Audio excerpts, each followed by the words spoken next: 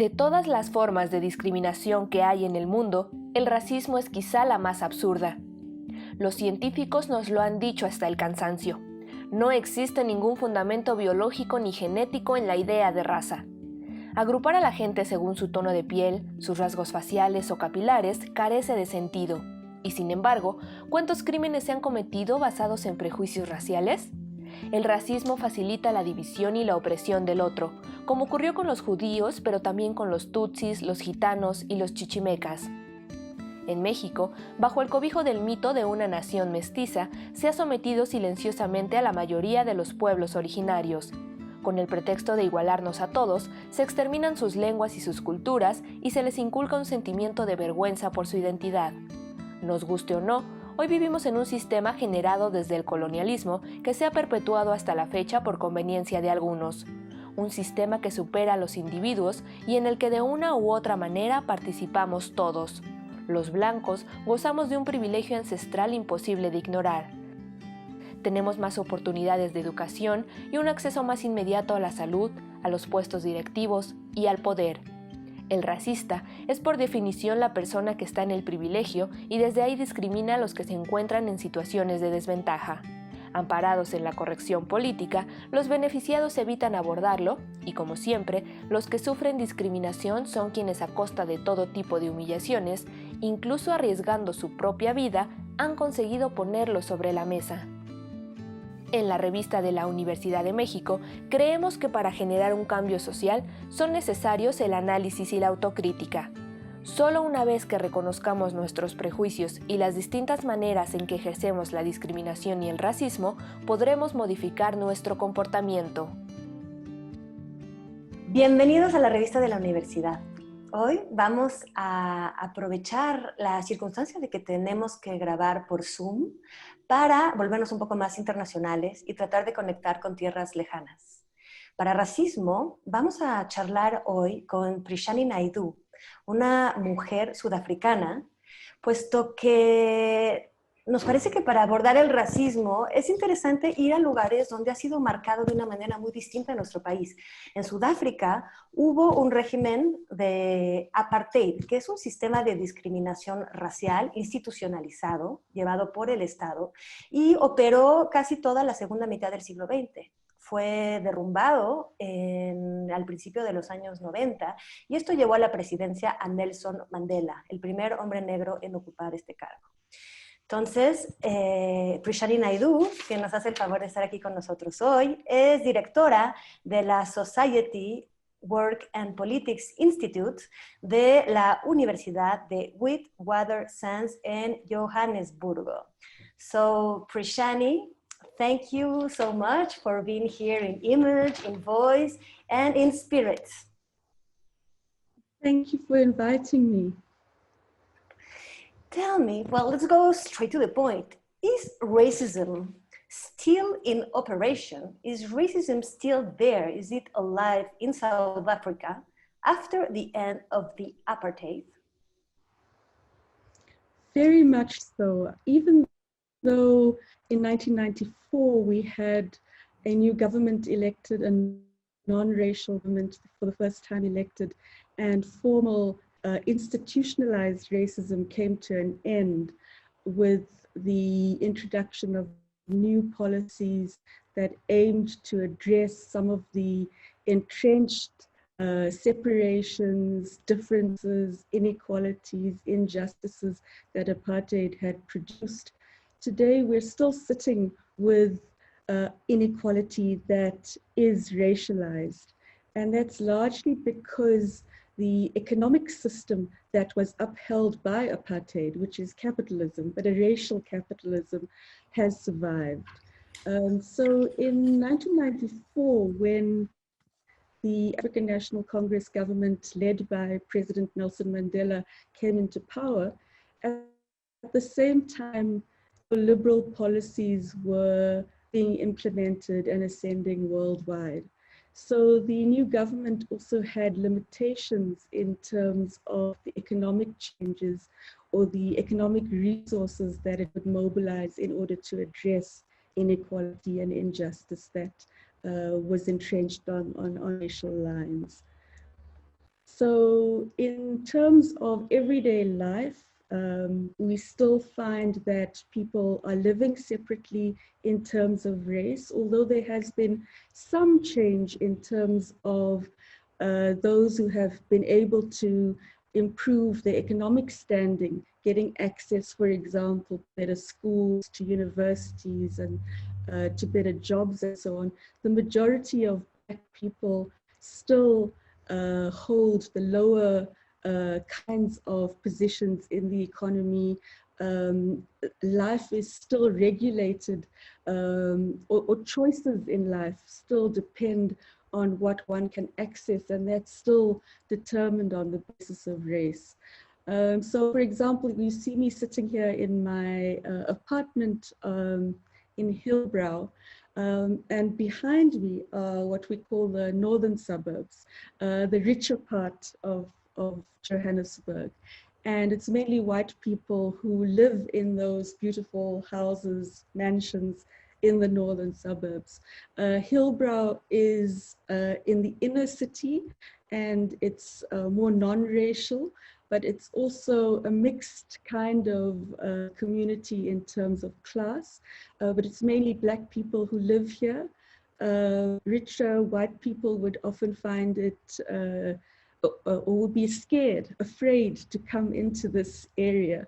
So everyday life, I'm just giving you a small example of how everyday life is still determined on the basis of race. If we go to the south and the west, those are your lower economic areas, and they're mainly Black.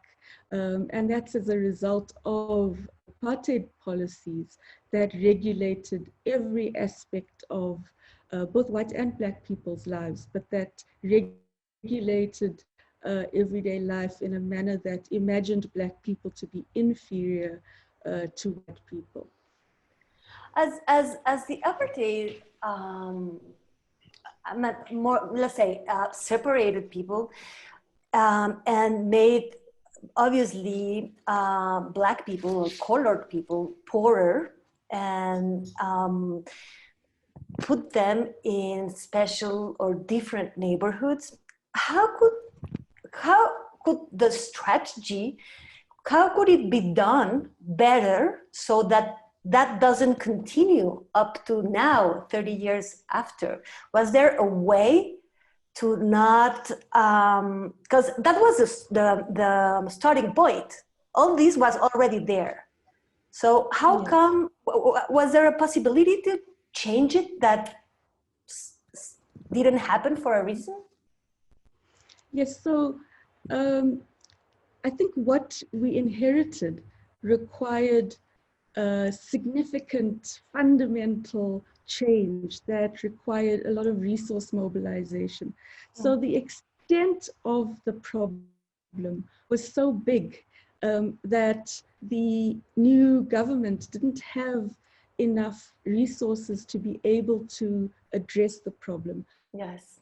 So for example, you know, I mean, it goes right back to the beginning of the development of the economic system we're still sitting with today. And that relied on placing Black people, and in particular African people, in areas that were away from your urban, developed, more resourced areas. And for that to change, you would need a lot more money, a lot more ability to develop newer areas for people to move into, as well as to put resources into those areas that were disadvantaged in the past.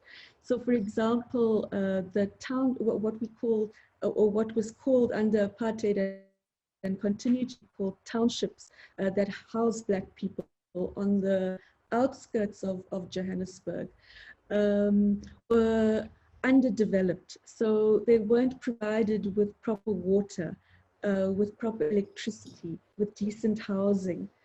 And a lot of resources are still needed in order to change that. So with the new government coming in at a time when the market was so central to ideas of development. And, with basic services like water and electricity, the government insisting on payment by individual citizens for those services, and added difficulty for those trying to improve their lives. So directly after, or in those first few years after the first democratic government came into power, struggles started to emerge again amongst groups of poor Black communities, fighting against being cut off from their electricity, being cut off from their water supplies because they couldn't afford to pay for them. So that, I think, is the main reason. But I think another, you spoke about, does racism continue? And it's not just in the experiences of these kinds of, or the quality of life, it's also in the relationships between people.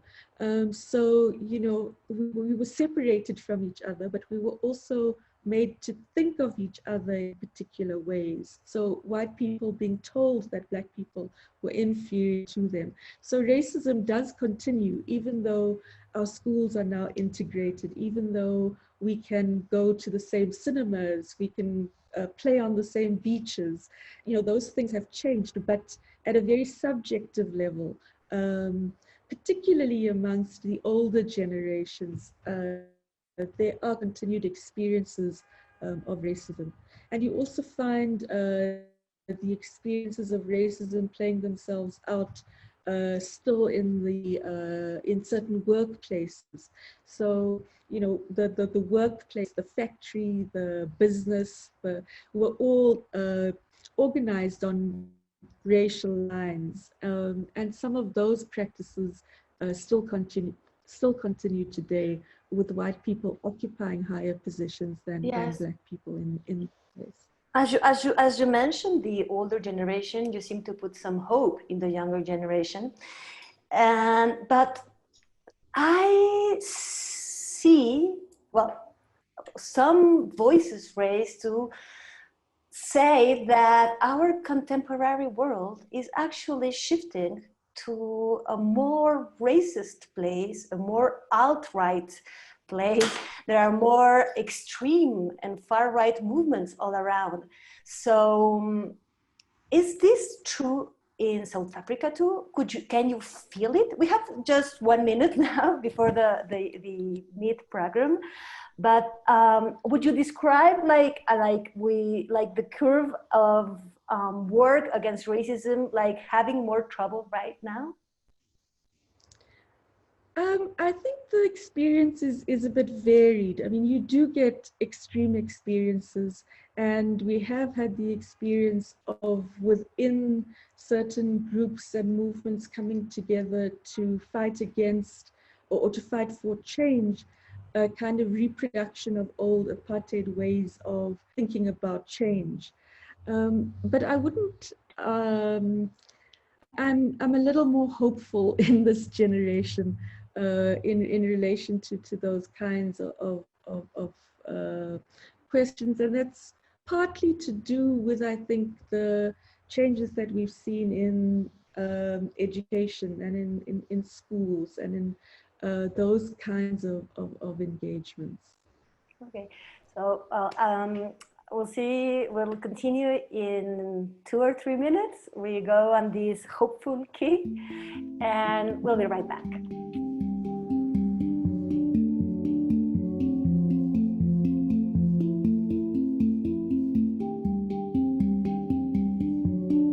Estamos de vuelta hablando de racismo en Sudáfrica con Prishani Naidoo.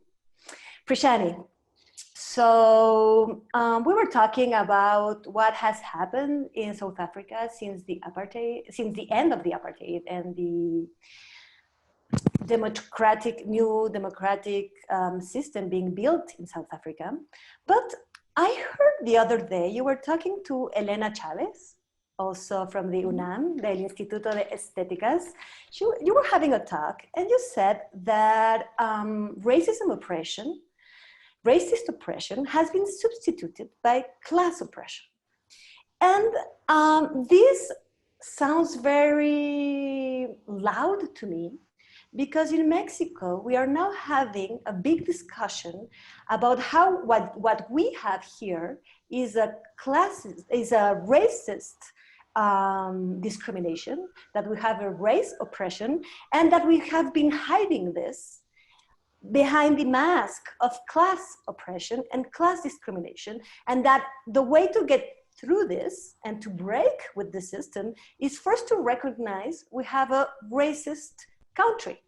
So the question is, if we recognize we have a racist country, as you actually had it officially in South Africa, are we going to get out of classist oppression, or is it just a vicious circle? When it's not one way, it's the other. Yeah, look, I can't speak directly to the Mexican experience, but from our experience, or my experience in South Africa, I don't think you can separate the two. Okay. For us,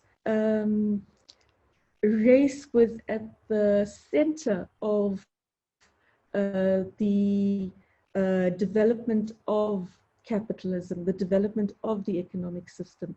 So class oppression and race oppression here were linked in a very real way. So you see class divisions across both Black and white groups, but you see a different kind of experience of class oppression amongst whites and a different kind of class oppression amongst Blacks. So I'm not arguing that the experience is now the same for all across races, but I'm arguing that the struggle against a racial oppression has to be seen as part of the broader struggle against capitalism.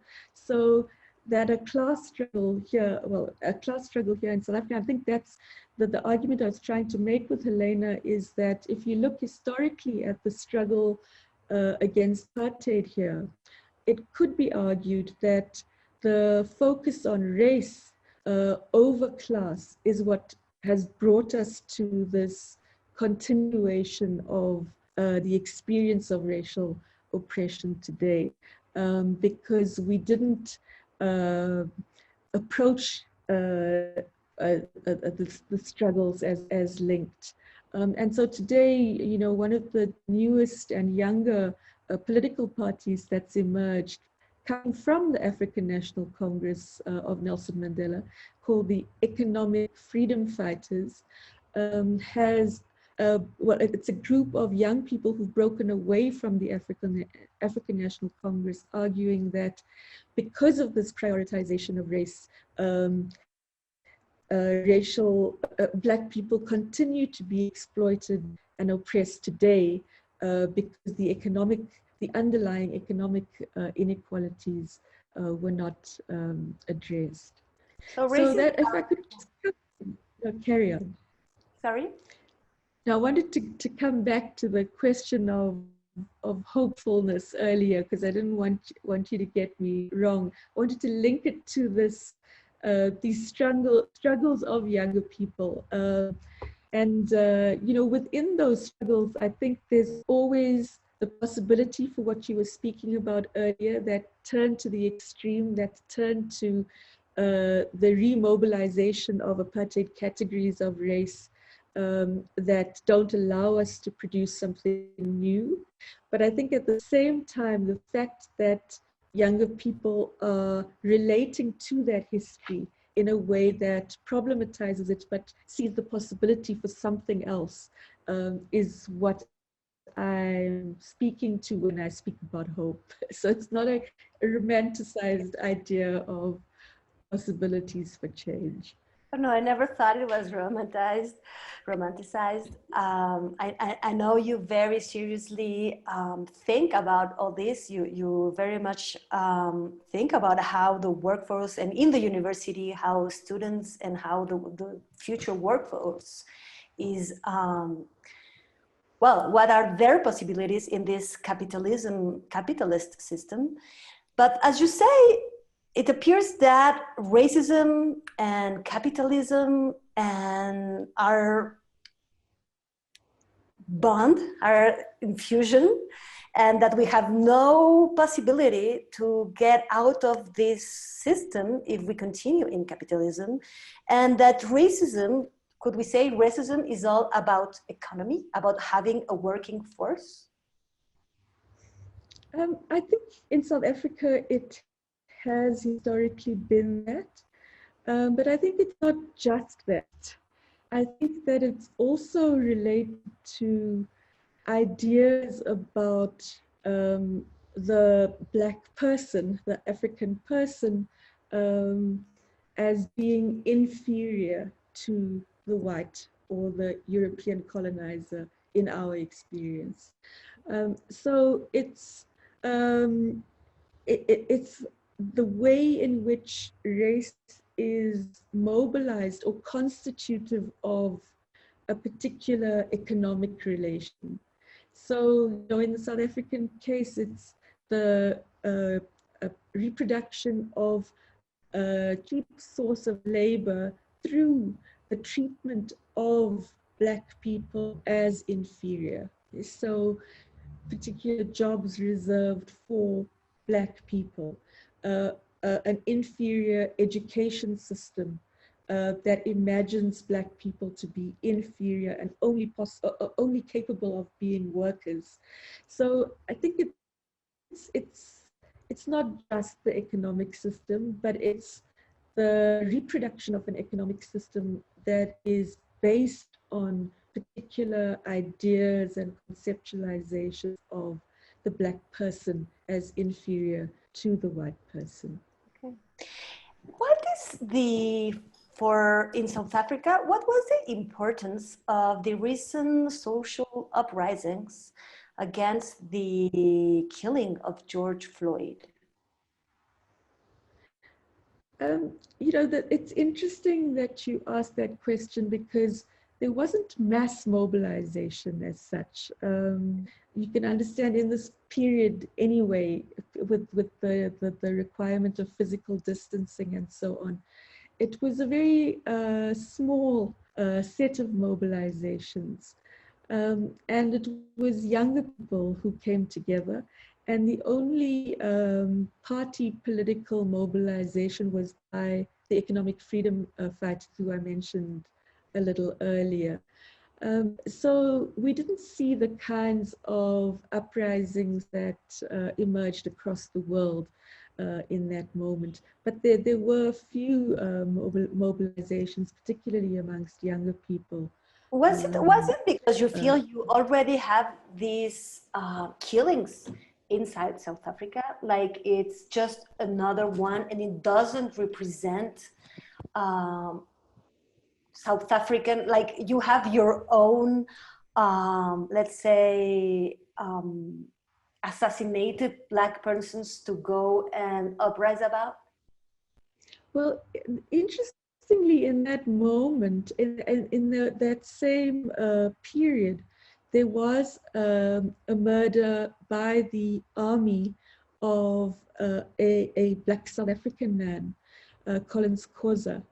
And there wasn't mass mobilization in that moment around him, but there were these small mobilizations around George Floyd. And, you know, over time that's shifted. There has been a growth of not mass mobilization, but critiques and groups coming together to protest the local South African police brutality. So yes, in answer to your question, there are those experiences more locally that people are coming together around. But in that particular moment of George Floyd, the Black Lives Matter resonated a lot more amongst a particular layer of South Africans than, you know, our own death. And do you think we need to have, you just say the name of another Black person that suffered and was dead after some brutality. So the thing is, do we need to know their names? What's the sense of this particularizing? Are we in need of martyrs to go for the cause? This would be actually the last question as we're running out. I think that's a question we're all struggling with at the moment, because we cannot mobilize in the ways that we are used to in this particular moment. And, you know, the Say His Name, Say Her Name campaign is an interesting one to reflect on in this moment, because I think it has had some impact. But at this, you know, in bringing together people in a common cause across the world, or in a manner that allows for different struggles to recognize a kind of resonance or a similarity. But at the same time, I don't think there's a recognition of the inequalities that are at play across the world, even within our movements or even within our attempts to come together. So it's a difficult question that I'm still grappling with, and I think we're all going to be grappling with for some time to come. And it's also the case that, you know, the Say Her Name, Say His Name has been recuperated, taken by the state. So our president, for example, recently the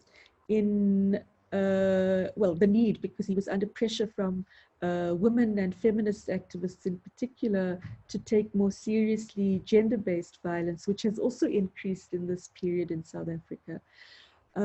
And in one of his recent speeches, he said the names of each of the women who had been killed at the hands of their partners or the police over the last while.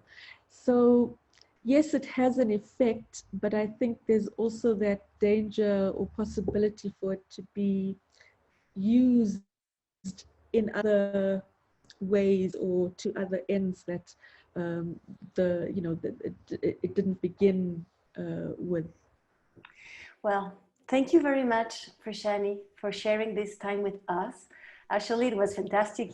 This is a window to South Africa, but we actually do have a window behind you. And we just saw how the day was out and the night came in Johannesburg. Thank you so much. Thank you so much for inviting me, and take care. Be good, take care. Muy buenas noches a todos, muchísimas gracias. Nos despedimos y nos vemos la próxima semana.